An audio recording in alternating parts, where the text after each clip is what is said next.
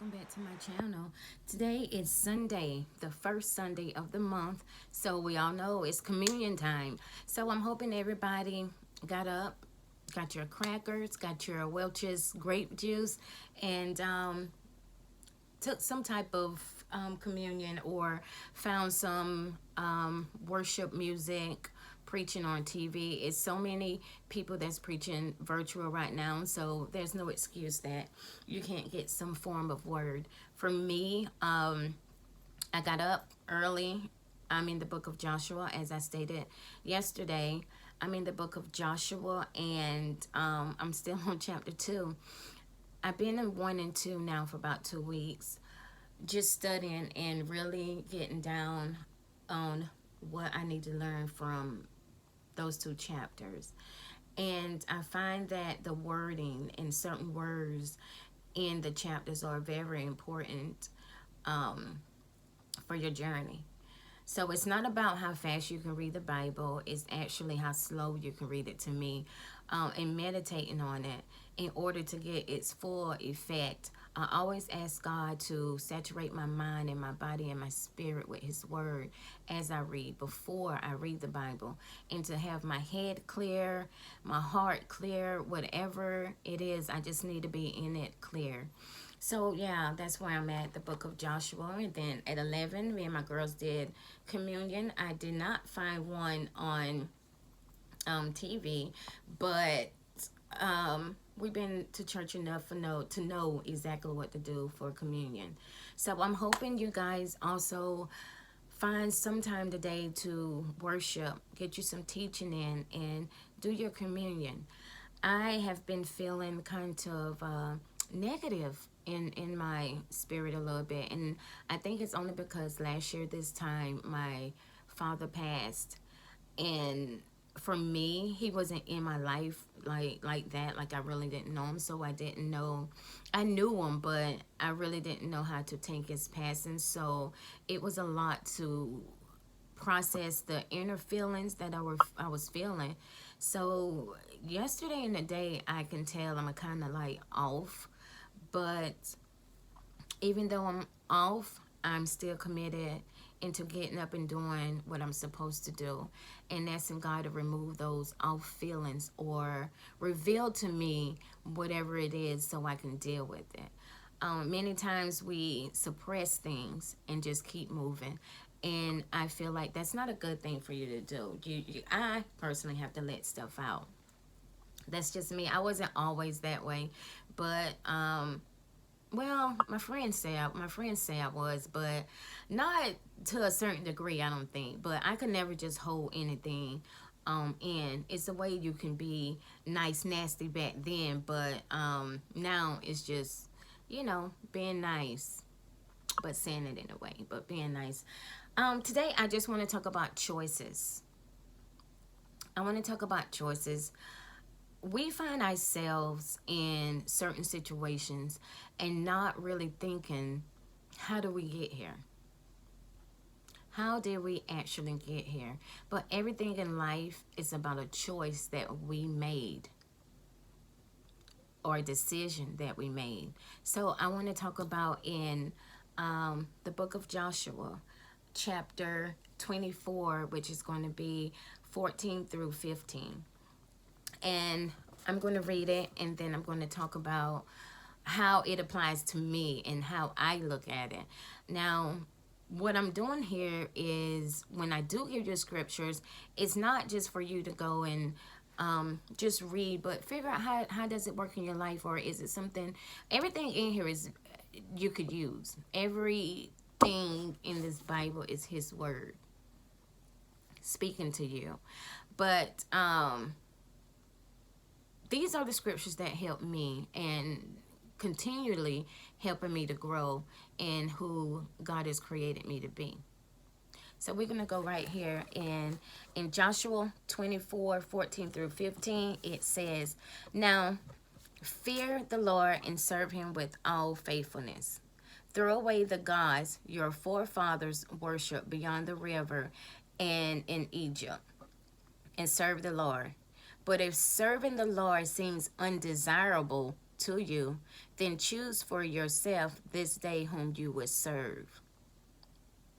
Whether the gods your forefathers served beyond the rivers or the gods of the Amorites in whose land you were living. But as for me and my household, we will serve the Lord. It's a choice. God is a gentleman. Either you want to live for him or you don't. Lukewarm, I found myself there before too, lukewarm. And I think a lot of people, I think during the journey anyway, you're going to be lukewarm until you get to that place where you're just like, okay, you know what? I'm all in. Now, some people may stay lukewarm and don't want to be all in, but I choose all in. That's what I choose. I choose him today. So it's just like relationships, or just like the jobs you pick. You have a choice. It's just like the life you pick. You have a choice. Even like I work at the hospital. So even at the hospital, if you're in the bed and you're sick and you don't feel as though you're going to get any better, I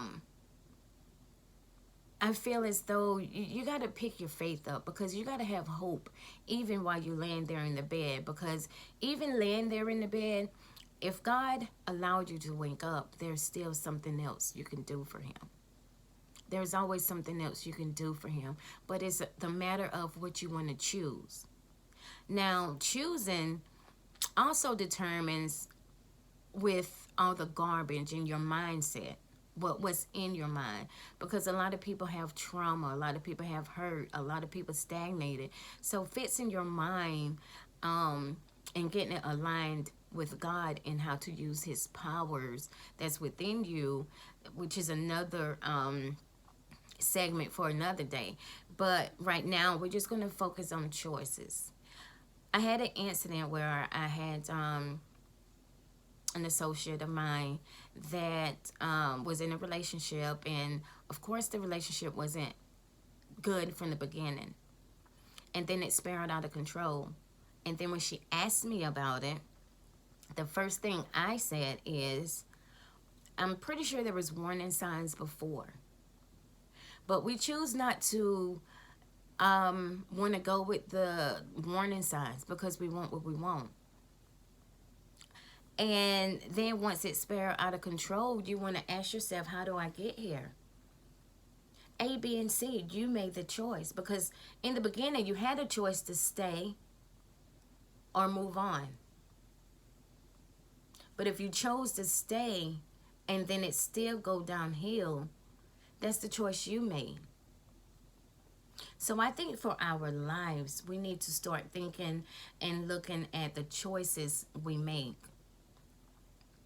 And it doesn't just go for you. Me too. Me too.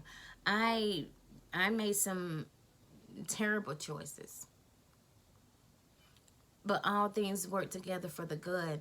And I'm learning from the choices I made. You know what I mean? Like, I don't want to just stay stuck and keep making the same mistakes.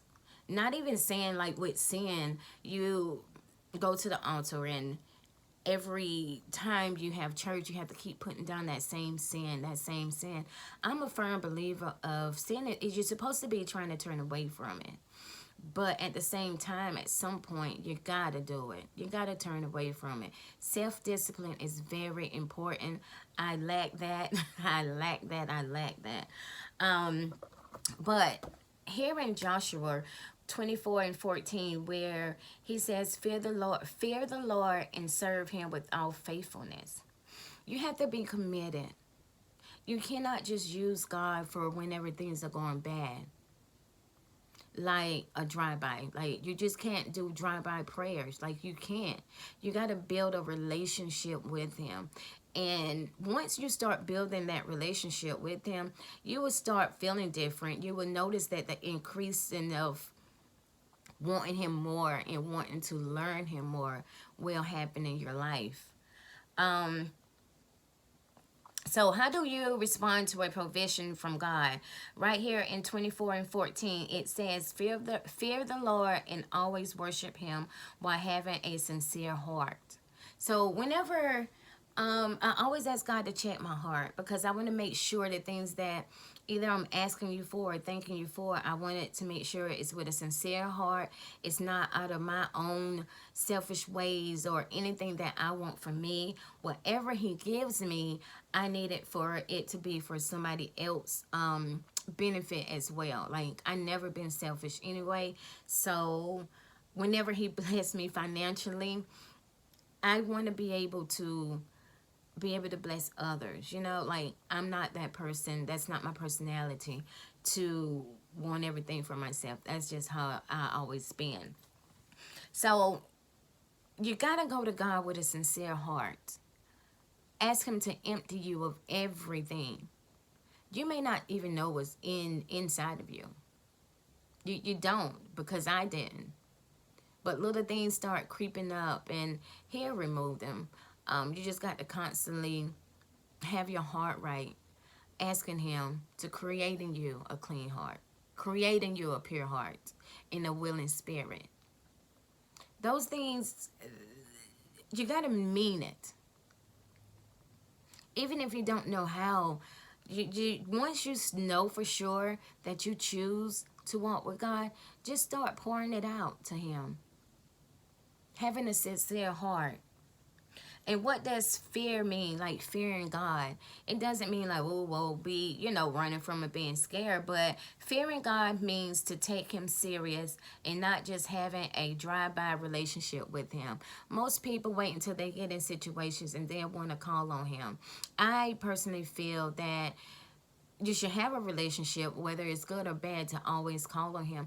No, I wasn't always that way at all. First of all, I work just like you guys work, from paycheck to paycheck, and I have the slightest clue how anything is going to get paid right now. But what I used to do is, when I see my paycheck, I used to get frustrated, get so frustrated. And this week, that has been trying to come back up on me, but I have been rebuking it. I'm not going to let that worry me or bother me, because God said that he would supply all my needs according to his glorious riches. Meaning, first of all, I'm lined up with you. I'm in relationship with you, whether it's good or bad. I'm from the project, so it's not like I ever had this lavish life anyway. So why not just try to trust in him? Give it all to him. Like, that other stuff is way too stressful. It's way too stressful. Okay, so when they said throw away the gods, relates to the false gods in the Old Testament. But I think for us today, it can mean idols. It can mean idols. Idols are unauthorized person, place, or things that a person looks up to as a source. Examples: money, people, sex, addictions. I put cigarettes, and power. But anything that you run to whenever you need help. Like, for me, I am working on a addiction that I have. Now, granted, God took away the cigarettes, the cursing. I mean, not the cigarettes. God took away the weed, the drinking, the cursing, or any other thing that I was dealing with. But it wasn't, for the cursing, I just woke up one morning and it wasn't there anymore. But the struggle that I had the most is the cigarettes. The cigarettes. And then I got in this place where I hear sermons and they talk about Paul and a thorn in his side. And I got in this place where, okay, well, maybe this is my thorn in my side. I'm never going to get rid of them. But that wasn't the case. That's not the case. He's teaching me self-discipline.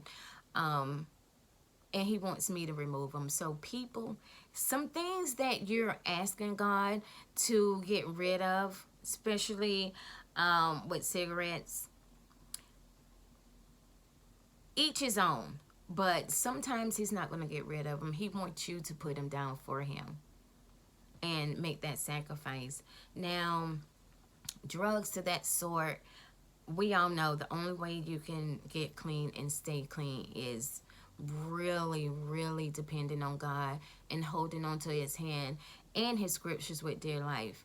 But at the same time, for drugs, you have to get rehabilitated. Now, that's my personal opinion. That's just how I feel. You got to get help. You got to get help. But the only way to stay clean, and I don't care what nobody say, this is my opinion. The only way that you can stay clean from any type of drug, heroin, crack, cocaine, and never do it again, you have to stay aligned with God. Addictions is a hard thing to get rid of, but it's easy for God. But it's really easy to I wouldn't wish that on anybody. Not addictions. It's just terrible and a horrible sickness for people. Okay, so a lot of people turns to drinking when they have problems. A lot of people with money. People think more money is the life, but it's not. So whatever your idol is, what are you using for your source? What are you your go-to when things get rough or you get nervous? For me, it was cigarettes. I get nervous or get some news, I got to get a cigarette to calm me down. But applying scripture is what I have to do in order to break that cigarette addiction. I don't like it. I know it's wrong. Well, it's an idol. It's an idol because I got to a point, guys, where I would do a fast and I'm like, okay, I'm fasting off these cigarettes today. And I wake up and I get a cigarette and I'm like, God, forgive me for this, you know? And it started becoming a habit of me doing that. So I came to terms with God saying that this is my idol. So I knew to work on that because that's my idol. I got to get rid of that in order to get where he needs me to be, the next level. Clean that up, Sheikah. That's my name. Clean that up. So 24:15 says, choose for yourself today whom will you serve. Joshua knew for a fact he was determined to serve the Lord, and he wanted the Israelites to do the same. Okay, when you first get saved, you're so happy. You want to tell everybody, and you want things to start happening immediately. And once you keep moving up the ladder of your journey with God, you want everybody to get saved. You want everybody to live for God, because not that it's so much, it's peaceful, but not that you're not having problems or trials or tribulations and tests, because when you're walking with God, you're going to have a lot of those. A lot of those. And I'm learning that and growing through them. You know what I mean? It's not like you're going to have a carefree life or a stress-free life. It's just he gives you peace to deal with the problems that you're going through. So you want everybody to know God and to follow him, because we want everybody to have eternal life. That's just, you know, who wants to go to hell? But everybody is not willing or wanting the same thing you want. Everybody doesn't want that. So that's when Joshua said, okay, you guys, basically, you can do what you want, but as for me and my house, we're going to serve the Lord. And that's where I'm at with it. And that's where you should get yourself at with it too, because what you fail to realize is God is coming back. It's just a matter of time. We're still in COVID. I don't even see how anyone can make it through this COVID or anything right now without God's word or his presence or just knowing. Yes, we all fall short of his glory sometimes. We might have off days, because I do too.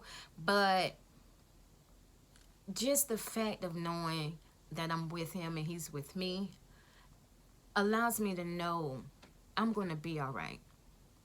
Despite what the world is looking like outside, I'm still going to be all right. Despite that my bills are piling up, I'm going to be all right. Um, a few weeks ago, I had, my tires. I have brothers, and I miss them dearly because they usually do my car for me. So I rode on a tire, and I know it wasn't nothing left on it. But at the same time, I don't have the money to buy it. Despite it, I prayed and I kept on riding until the money came for me to get a tire, and I ended up getting a tire. But little things like that right there, we'll look at it and be like, okay, you know what? That's aggravated and that's frustrating because we already got so much other stuff coming at us. But that's why it's so good to stay aligned with God, because even though we have all this stuff coming up against us, He gives us peace. Okay, like I knew the tire was Super Bowl. I say my prayer to get to work, and don't let nothing happen, let it pop or anything. So, it's just staying in line and keeping God first in every single thing you do. Every single thing that you do. The littlest things you need to thank Him for. Like, how dare you take anything for granted? So many people lost their lives through this COVID. So many people, Christmas and Thanksgiving look different. So many people without jobs. So wherever you at right now with God, you should just thank Him, because it's somebody worse off than you. I seen this homeless guy the other day, and if anybody know, I love my homeless people. I love feeding them. They're my heart. They're my heart. They always been my hearts for years. For years, but God had to bring it out of me to allow me to know part of my purpose. I have a lot of compassion. I love them. But I seen him walking in the cold the other day with a lot of blankets, and he had a bag. And I just thank God right there with my daughter in the car. Like, he's walking with his house on his back in his bed that he slept in. You thank God just for a thumb. Like, the hospital is full of sick people, Lord. You just thank Him for everything. We're not entitled to this. Like, we act like God has to do things for us. He don't have to. He do it because He loves us, and He died on that cross for us. So living for God is a choice. The things that you do in life is a choice. It's a choice. No, it's not going to be overnight. No, it's not going to be overnight. It's going to be tough. It's tough for me. And I don't know if it's just tough for me because I don't have that person that I'm looking for that can at least help me through this. Because I don't feel like this journey is a journey you can walk alone, because you can't. But for whatever reason that God has me walking it, the way He's taking me through it, I accept it. So right here in 24 and 15, when it says, "But if serving the Lord seems undesirable to you, then choose for yourself this day whom you will serve." Living without God is very undesirable. Yes, you can have riches and not have God, but I'd rather have riches and my foundation be built on God. Even, with the street guys, whether, I don't know what you do, but even just living your life in the streets, like selling dope or whatever it is that you do, or weed, I still feel like even in the midst of such things that you know, the lifestyle that you live in, still carve out some time for God. You know what I'm saying? Like, still carve out some time for God. God don't just want to wait until you finish selling dope and be like, all right, you know what I'm saying? Because 9 out of 10, when you live in that lifestyle, you're either in prison or dead. It's only a selected few that gets to really live and tell the story. Yes, you may want to have all the lavish. I know you do. It's a struggle. But then when you start working paycheck to paycheck, you're just looking like, you know, you might as well go back that way. But I guarantee you it's better than looking over your shoulders. It is very better than looking over your shoulders. You can sleep in peace. You don't have to worry about who's going to rob you or if the police about to bust your house. None of that. Just, you got to start somewhere. You got to start somewhere. So my prayer is that you choose God today. That you choose. I'm not saying that the walk is going to be a cakewalk. You're going to bump your heads. You're going to cry. You're going to even question it sometimes. Is it even worth it? Is it desirable? And it may not be, but the key is having faith and keep going and pushing through. I had to push through. I'm still pushing through. So on this day, who will you choose? On this Sunday, who would you choose? And I think that wraps it up. Until next time, we'll be discussing something else. But like I said, my main thing is asking God why you want me to do these videos, why I have to use me or my life for them. I don't know, but I'm an open book, and it is what it is. It's just a changed life. It's just a changed life. And I'm hoping and praying that you guys will choose the right way. The right way. You don't have to be perfect to come to God. You don't, because while I'm here, I'm still not perfect. I'm learning. I'm growing. It's constant. Sometimes I'll be like, why I'm not that further than I was? I don't know what he's doing in the background. But I trust and have faith that he's working it out. So I'm hoping that you will read Joshua 24:14-15 and ask yourself questions. Ask yourself, who will I choose? Why will I choose it? What benefit me from choosing it? What kind of life I will have if I choose it? And whether or not you choose it and you choose it alone, this may be a walk you have to walk alone, like me. So you can't worry about your friends or your family. You got to choose for you. You got to work your own salvation out. People can't get you in heaven or hell. So start trying to figure out the difference between right and wrong. And get to know Jesus, not of him. And know him for yourself. But this is it. I will be back next week with another video. Until then, you stay blessed. Make sure you do your communion today. Make sure you get on YouTube or whatever church home you have and find you a preaching to listen to. Write down your notes. Ask God to renew your mind while you're reading and listening to it. Ask him, what is it you want to teach me through this? We're here for divine purpose, his purpose. None of the stuff we can take with us. None of it. So until then, I'm hoping that you guys have a great week. A great week that's going to be filled with blessings and love from God. And even if you don't get what your heart desires, still be grateful that you are still alive to make it right the next day and the next day. And if you can't find anything nice for yourself to say or do, then smile and do it for someone else.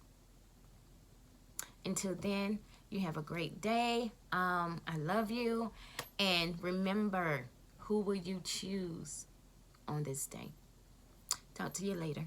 Bye. Who is free indeed?